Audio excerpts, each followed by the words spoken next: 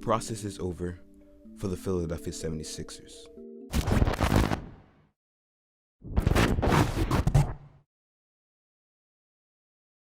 The Philadelphia 76ers, led by Joel Embiid, have had their best season in a while. They've held the #1 seed in the East all year long, and their eyes are on the championship. They've done a great job rebuilding their team, but they're in a new chapter with their franchise. In this video, I will go over the 76ers' current situation and where they really stand right now as a franchise, and what they really need to do to bring home the gold. The Philadelphia 76ers have one of the most historic franchises in NBA history, and when talking about their past, we can find one of the most historic players of all time in Wilt Chamberlain, a man on every page of the NBA record book, and he even helped bring home the team a championship in 1967. We saw the team bring home even more gold in the Lakers-Celtics dominated 1980s with Moses Malone, Julius Erving, and Andrew Toney manning the ship. A season after they won the championship, we saw Charles Barkley fail to avoid the 76ers in the draft. He would go on to dominate in Philly, where he would hit some career-high averages. The next notable draft day for Philly was June 26, 1996, where the 76ers received the answer to the question of who was next up in the city of brotherly love. Allen Iverson became one of the most iconic basketball legends of all time in the city, and when he was there, it was a beautiful time for Philly fans and Philly fans all over. His iconic style and unbeatable cultural impact left a permanent stain on the league. Unfortunately, after AI's departure, the Sixers fell off and eventually went into rebuild mode. Throughout the years, the Sixers have been the team that is most notorious for tanking and rebuilding their team. Trust the process. We've seen years where they've gone 18-64, 19-63, and even 10-72. They knew how to lose. This helped them acquire lottery picks and build the team that they have today. They've had a number of lottery picks throughout the years, but we've seen the most notable and best one dominate the whole league all year long.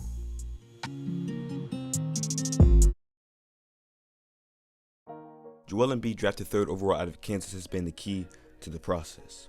We had to wait 2 years to finally see him play professionally, but it was worth the wait.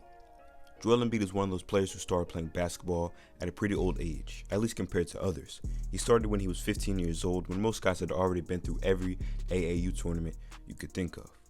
Joel has worked hard and has developed to arguably the most complete center in the NBA. He gets it done on both ends, and in my opinion, the best post player in the league. So good that he gets comparisons to the great Hakeem Olajuwon.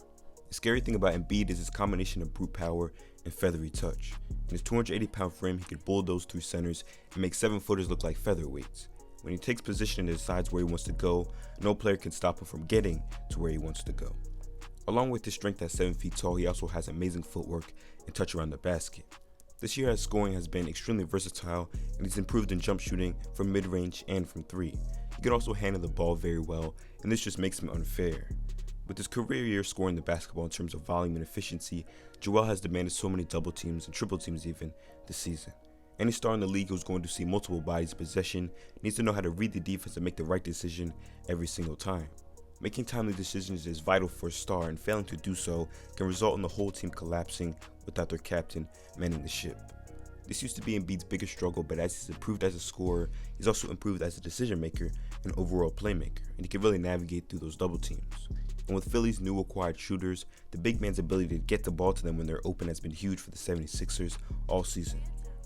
Ben Simmons is also extremely important to the team's success, a 6'10" point guard with great passing, slashing, rebounding, and defensive ability, and could very well be the defensive player of the year this year. We will dive into the key to Ben's playoff play a little bit later. But on the defensive end, his on-ball defense is suffocating and takes pride in defending.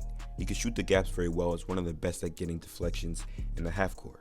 All this IQ and defensive tenacity in a near 7-foot frame is scary for any perimeter player in the league. And when he has that same tenacity attacking the rim, you can't really stop him. Joel Embiid is not the only Sixer who has had a career year. Tobias Harris has posted career high efficiency and has been clutch this year for Philly, and was great in the first round versus Washington.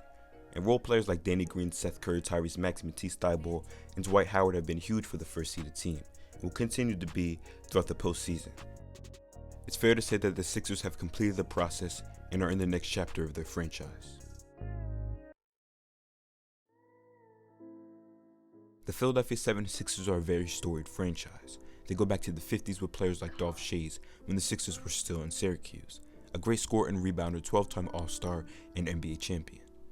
Other players not mentioned are guys like Daryl Dawkins, a hero-villain story between a basketball player and rims everywhere. Maurice Cheeks was a player that was a part of the '83 championship team, and Hal Greer was an amazing player who played his whole career with the 76ers. Jimmy Butler even stopped in for a season, much more recently. Plus all the players and eras we went over earlier, and today we see the Sixers post-process. Over the years, the Sixers have had highs and lows, and the lows have been somewhat covered up with the phrase, trust the process, kind of excusing them in a way. But those times are over. Process trusted, it's time to move on, and there's real pressure on the Sixers. The process did its job. They got one of the best players in the entire league out of it, and a championship team this season. No more excuses. This could be their best championship opportunity for a long time. They got rid of the Wizards pretty quickly, and their next challenge is the Atlanta Hawks. They lose game 1 today, but only by 8 after being down by almost 30 or near 30. The process is over for the 76ers. It's time to really lock in on the championship. They tanked for years to build the team that they have today. Now it's go time. With Embiid having the year he's having, he's looking like he could be a championship player on a championship team that can really lead a team to the promised land. The key for Ben Simmons is to stay aggressive and stay attacking. With his frame and athleticism, no one can stop him from going downhill besides himself. Sometimes he can even take himself out of the game, and if he continues to attack, he'll be a problem for any team in the league. The biggest X factor for Philly is Tobias Harris and his ability to score in the half court. He's Philly's second best scorer and can take pressure off of Embiid. Lastly, the Sixers really need their shooters to be hot all playoffs long, and Doc Rivers needs to be able to make adjustments. Never let Danny Green check Trae Young ever again in life, and don't run bench lineups in the playoffs. 2 simple ones right there.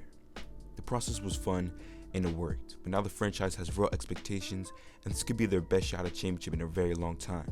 They must capitalize. The process is over for the Philadelphia 76ers. Thank you guys for watching. This has been Rashad with Hoops Times 2. Hit the subscribe button if you see more content like this. Hit the like button if you enjoyed the video. Peace out.